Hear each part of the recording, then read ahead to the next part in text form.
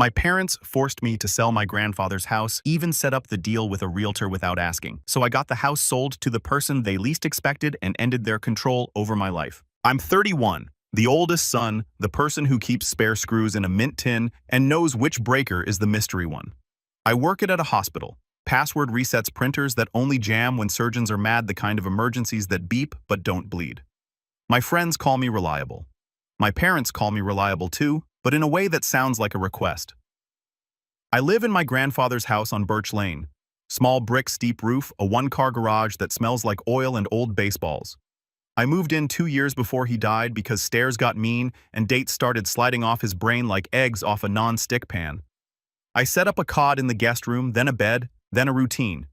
He left me the house in his will. Because you stayed, it said in his shaky pen.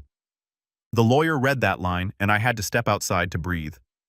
Sophie is my sister, 26. She could sell sunlight back to the sky.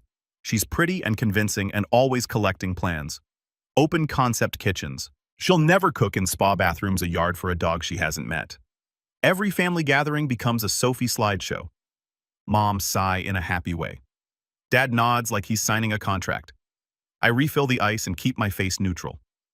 3 Sundays ago, we did dinner at my parents' place. Same wooden table I did homework on. Same dent where Dad dropped a wrench in 2004. Roast chicken, green beans with too much garlic. Grocery store pie. I brought bread and a salad because that's my lane. Carbs and something green. Sophie breezed in late with foundation perfect as frosting. You won't believe this house, she said, unlocking her phone. Arched doorways, real oak floors, a pantry like Narnia. Mom touched her arm the way moms do when they've decided a thing is good. Tell your brother. I looked. Every photo looked like it wanted to be in a magazine. I said nice because that's the role I play when her dreams need encouragement. After pie, Mom did a little throat clear. That's the signal. Meeting time. Liam, she said soft. We've been talking about the house, my house, I said. Even though I knew the one Grandpa left you, Dad said, folding his hands like church.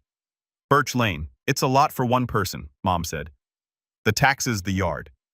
You work hard, but it's heavy. It's a free house, Sophie added, like explaining gravity. It's a blessing. You could do something generous with it. Dad leaned in. We think the smart move is to sell Birch Lane and use the equity for a down payment on Sophie's place. Rates are high. Timing is everything for the family. Mom said, pleased with the phrase. I felt my jaw go tight. Grandpa left it to me. He did, Mom said quickly. Because you took care of him. We appreciate that so much. But he'd wanted to help all of us. It's not sitting empty. I said I live there. Sophie tilted her head. Liam, stop being selfish.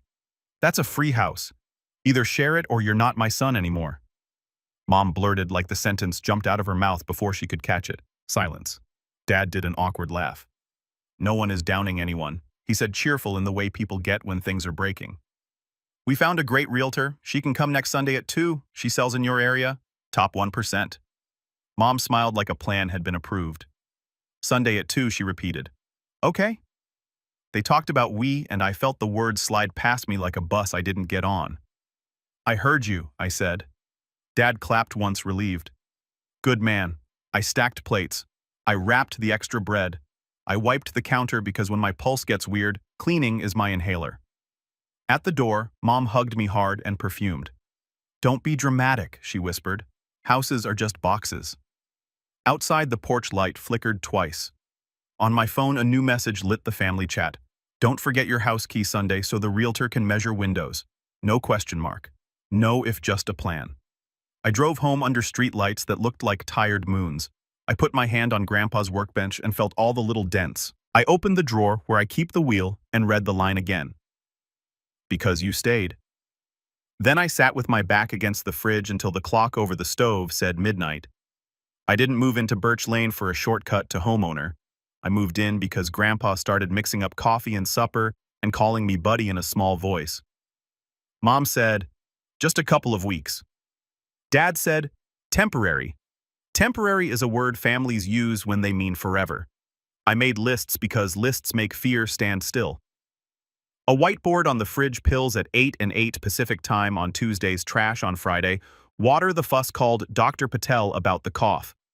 I hid the car keys on the top shelf after he tried to go to the hardware store at midnight. I learned the exact click the thermostat makes before it lies. I kept a notebook titled Birch Lane Care. Numbers call me. I wrote everything. Nights stacked up like plates. 217. Then more. Sometimes he called me from his room and asked if his brother was home. A brother who died in 1993. Sometimes he wanted to check the back door again. Sometimes he just needed to hear the sound of my feet. I learned to take 5-minute showers because 5 minutes is how long he could be alone without worrying the house would swallow him. Money wasn't the first problem, but it arrived like a cousin who never leaves. Property tax, $2,462 in June. $2,462 in December. Mom said we're strapped this year. Honey, we'll pay you back. We swear I paid it. I kept the receipts in a folder labeled Taxes Paid. The day she opened that drawer and saw the folder, she closed it soft and asked if I'd thought about repainting the cabinets. There was the roof patch after the storm. $740. The guy called me boss, which made me feel like I was wearing Dad's shoes. There was the water heater that died $1,080 same day. The gutters, $144 and one bruised shin. The security system, $39,992 a month, because Grandpa slept better when the little green light said armed. He stopped wandering as much when I stuck a bell on the back door. I started to sleep again by inches. Sophie showed up with succulents and an iPhone camera. When you sell, she'd say, tapping a load-bearing wall with her nails. You'll knock this down. You have to do open concept. She said, sell like the season would change without me. Mom came by with soup and notes like I was a babysitter. 2 minutes she wrote on masking tape like I couldn't read the lid. Dad fixed small things, tightened a hinge, changed a smoke detector battery, and then stood with his hands on his belt like a contractor proud. Before he left, he always said, call if you need anything, and then his phone would ring and he'd wave and go. Grandpa's hands got shakier, mine did too. I learned to count breaths while waiting for test results. I learned the taste of panic at 3 a.m. and the relief of a nurse's calm voice. When Grandpa forgot my name for the first time, he said, you, and pointed at his heart. I said, yeah, and pointed at mine. We both laughed to keep from crying. He died in spring. The funeral was short because he hated when things went long. The will was simple. He left small things to people who showed up. He left the house to me because you stayed. The lawyer's office smelled like carpet and paper. Mom's mouth tightened on the word house. Dad shook my hand like we were men doing business. Sophie hugged me with a breathy congrats. The way people say good luck to someone heading into a storm. For a while, the house was a museum of his sounds. The percolator sputter, the squeak of the hall floor 2 boards from the bathroom. I thought about renting out a room. I thought about painting the cabinets white like Grandpa used to threaten, and never did. I did none of it. I watered the rosebush and sat on the back steps and didn't answer texts. Then the just thinking messages started. Mom just thinking prices won't be this high forever. Dad just thinking Sophie and Matt found a place. We should leverage Birch Lane now. Family asset. Sophie just thinking. We put your house in a family trust so it's protected. You can stay for a bit and then we transfer it to me later. Win-win. Protected from what I wanted to ask from me. When I didn't reply fast enough, Dad called. It doesn't make sense for you to rattle around alone in a 3-bedroom, son. I'm not rattling, I said. I'm living. Don't be difficult, he said gently, which is how he says, obey. They began treating Birch Lane like a project they'd already funded. Dad came to measure for the listing even though nothing was listed. Mom put blue painter's tape on the trim and said, buyers noticed the little things. Sophie brought her boyfriend to just visualize. I changed the locks. Mom cried on the porch and called me cruel. I let her in because the muscle memory of being good is strong. I made a list because lists are my religion when reality starts to blur. I wrote every payment I'd made since moving in. Taxes, $4,924. Water heater, $1,080. Roof, $740. Security system, $399 plus monthly. Furnace repair, $285. Gutters, $144. Electrician, $360 for the hallway short. Miscellaneous, $1,200, which is adult for money I didn't plan to spend. I stopped at $9,132 because the number made my chest feel tight and because I didn't want my love to look like an invoice. They ramped up. Mom texted the group chat family decision. We list in September, Realtor Sunday at 2, be decent. I looked at Be Decent and laughed once. Dad left a voicemail about the greater good, like we had a board and a mission statement. Sophie sent a voice note sweet and sharp. You know I'd do the same for you, which is funny because I already have a house.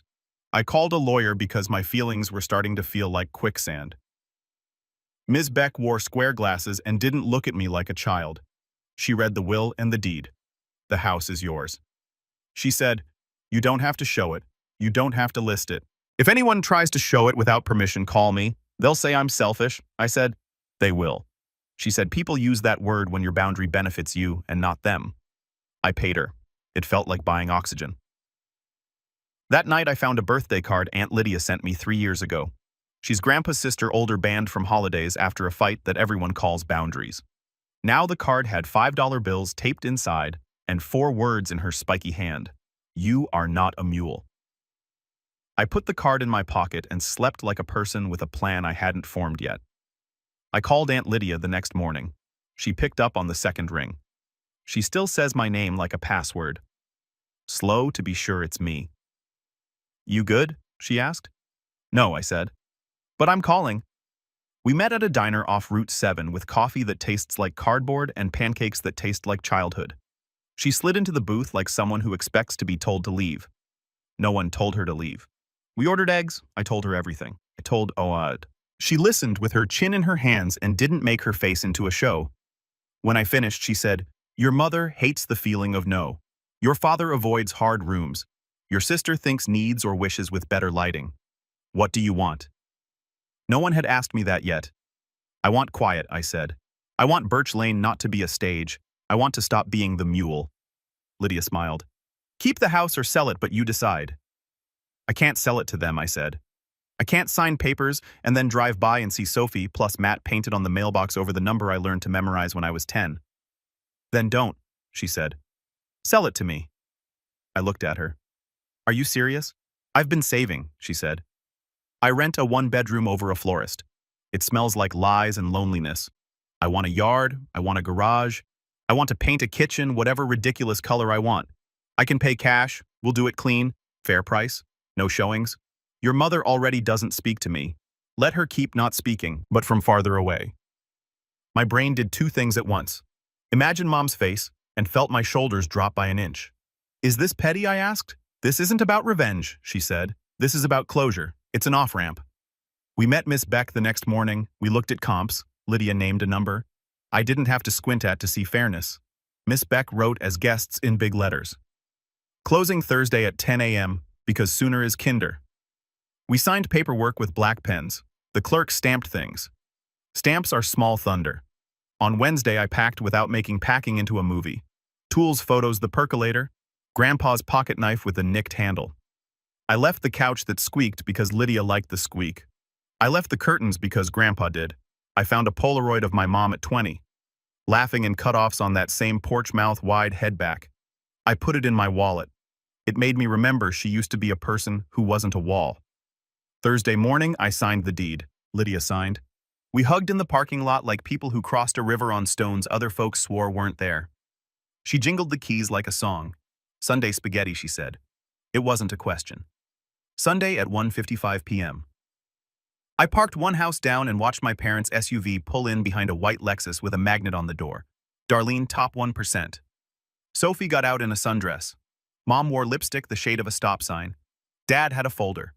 They marched up the walk like a parade. Darlene rang the bell. The porch light clicked on.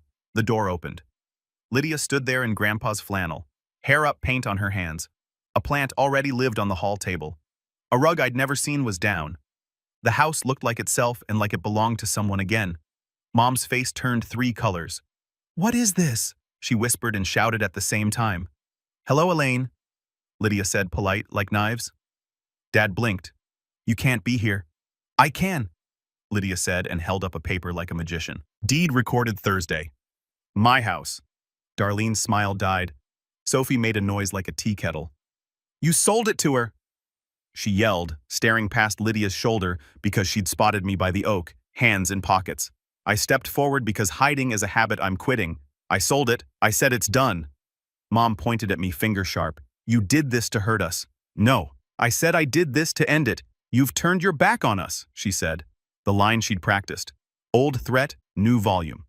The Polaroid was warm against my hip. My voice stayed level. "I'm sorry you feel that way." Dad went to his script. "After everything we've done, this feels unfair." He stacked words like bricks. Darlene floated backward down the steps like a raft leaving a sinking ship. Sophie said I needed that house, which is not how property works. Lydia didn't move. "I won't be yelled at in my home," she said. "You can call me later when the show is over." Mom's face cracked like paint. "You picked her over us. I picked me," I said. And quiet. "This isn't about revenge," I added, calm. "This is about closure." I walked to my car. Behind me, the porch light clicked off. That sound was a period. By the time I hit the end of the block, 13 missed calls. By the time I reached my apartment, 31. I put the phone face down and boiled pasta because hungry makes me say yes to things I hate. I ate standing up at the counter, staring at the blank spot where a clock should go. I checked the phone. 54 messages. "Mom, you blindsided us. Who sells without asking their family? Dad, we will contest. We have rights. Sophie, you've disappointed us. Lydia T. tomorrow. If you don't want to say no, Miss Beck, if they threaten legal action, send them to me.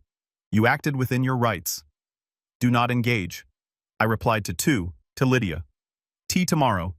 Thank you to Ms. Beck. Understood." Mom left a voicemail that sounded like a funeral with no service. "We loved you. We raised you. Houses are for families. Your grandfather would be ashamed." I stopped it halfway. I know the rest of the verses. Monday, the gossip machine warmed up. Cousin Jake. "Bro, what happened? Aunt Rita, your mother is devastated. Apologize." A neighbor sent a screenshot of Mom's Facebook post. "Some people value money over blood. Pray for us." Comments. "Kids these days. So sad. We're here for you." I closed the app and scrubbed the sink. Clean metal calms me. Dad emailed a document titled, "What We've Done for You." It listed things like braces, soccer practice, first laptop. Last line, "We invested in you. Time to invest in family." I didn't reply. I forwarded it to my therapist with the subject line, "Is this an invoice?" She wrote back, "It's bait. Don't take it." Sophie escalated with theater. She sent a Venmo request for $60,000 labeled house fund. "Do the right thing." I declined. She sent a question mark. "Then you're avoiding responsibility." Then called 37 times on Tuesday. I blocked her because my heart tried to leave my body each time her name lit the screen. Mom tried nostalgia. "Remember Disney? Remember your first bike? Remember watermelon on the porch?" Memory is a soft weapon. I put my phone on Do Not Disturb and went for a walk because the sun existed and I wanted proof I could feel it. They tried legal. Dad cornered me and Ms. Beck on a letter with words like undue influence and fraud. Miss Beck answered like a scalpel unfounded deed transferred for fair market value between competent adults. Further contact through counsel. Nothing after that except a one-liner. "We'll see." Which is what people say when they won't. Sophie posted a crying video in her car with a Bible verse in the caption. People sent it to me like it was news footage. I put my phone in a drawer and went to bed at 9:30 like a 70-year-old. Tuesday I had tea with Lydia in the Birch Lane kitchen. She'd hung a small clock and a photo of Grandpa holding a fish. The house felt relieved. We drank tea out of mugs that didn't match. She handed me my spare keys in a Ziploc. "You left these," she said. She also gave me the pocket knife I'd forgotten in the junk drawer. "You'll want this later," she said. "They're going to keep coming," I said. "Of course," she said. "They need your yes more than they need your help." "What do?" I asked. "Nothing heroic," she said. "Eat your toast. Say no without a paragraph. Block when your heart rate jumps. Go home when you need to. Build a life that isn't a reaction." I went home and set up an automatic transfer for the first of the month, $1,650. The exact number my parents used to float as my share for the greater good. Watching that money hop into my own savings felt like flipping a breaker back on. Wednesday, Mom appeared at the hospital cafeteria like a ghost. "We're talking," she said, already sitting. "I'm at work," I said. She leaned in. "You humiliated us. We brought a realtor to your house and you—" "It wasn't my house anymore." I said, "You owed us a chance." She said I owed Grandpa. I said I stayed. I paid. He left it to me. Her mouth pinched. "Don't throw that in my face. I'm laying on the table." I said, "You tried to list my home." I said no. "If you keep this up, don't expect us to treat you as family." She said, softer now, deadlier. If that's what you need to say today, I said. Steady. Okay. Her eyes went bright. Therapy has poisoned you. This isn't about revenge, I said. This is about closure and boundaries. She stood so fast the chair squeaked. Enjoy your little apartment. I will, I said. That night, Dad called from a block number family meeting.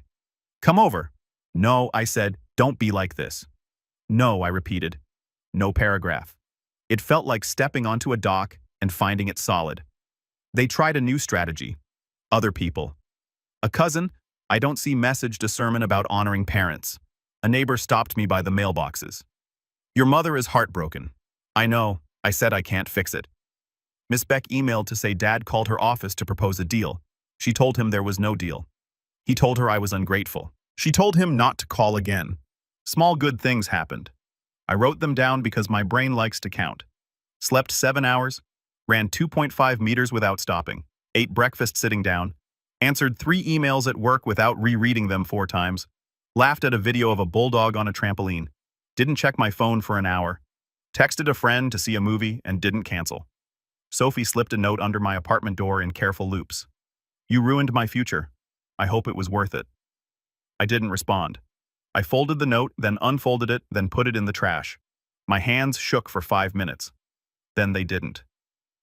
On the second Sunday at 2, the old realtor hour, I made pancakes with blueberries and listened to the game on the radio.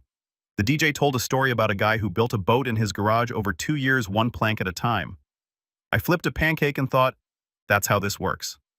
Board by board.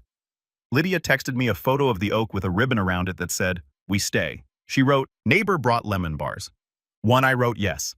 She left a plate on my stoop with a post-it. Take 2. I took 3. The call started to slow, not stop. Stories like to run even after the credits, but slow enough that my body noticed. I moved the Polaroid of my mom to the fridge with a magnet shaped like a fish. It reminded me she was a girl once laughing on a porch before life taught her volume works. On Wednesday, Dad sent one more email. We can fix this if you sell the condo you bought with that cash and put it towards Sophie's house. I haven't bought a condo. I read the sentence twice and realized they don't know me. They know a version they made because it's tidy. I went for a run. It was ugly and good. When I got home, I made a list called Things That Are Mine. My paycheck, my time, my sleep, my Sundays, my yes, my no.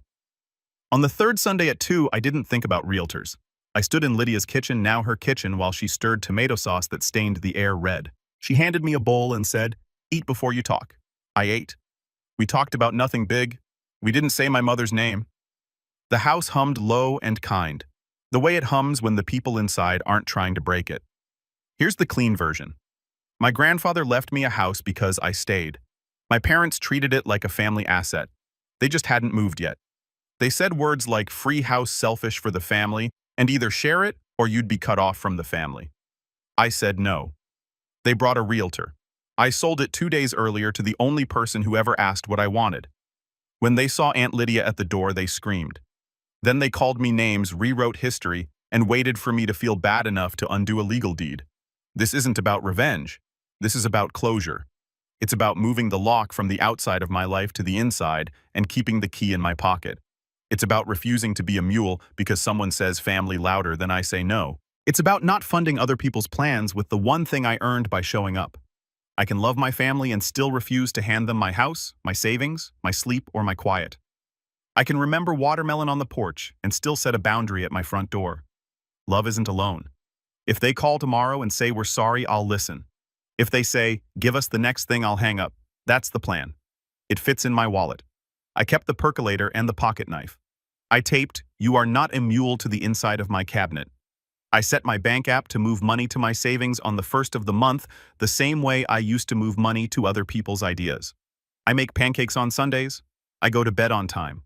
I say no like a complete sentence. When doubt buzzes, I touch the Polaroid on my fridge and remember the version of my mother who laughed like a bell. Maybe we'll find each other again. Maybe we won't. My peace can't wait on maybe. I won't let anyone rename my boundaries selfish because they don't benefit. I won't let anyone turn love into paperwork with my signature missing. I won't open the door to people who arrive with a tape measure and a plan for my life. The oak tree on Birch Lane is still there. It isn't mine anymore. It doesn't need to be. It's rooted with someone who won't list it for showings on a Sunday. That click you heard earlier, the door shutting. Finally, I'm Liam. I stayed. I chose quiet over applause. I'm not a hero. I'm a man who moved the key to his own side of the lock. I'm going to be okay.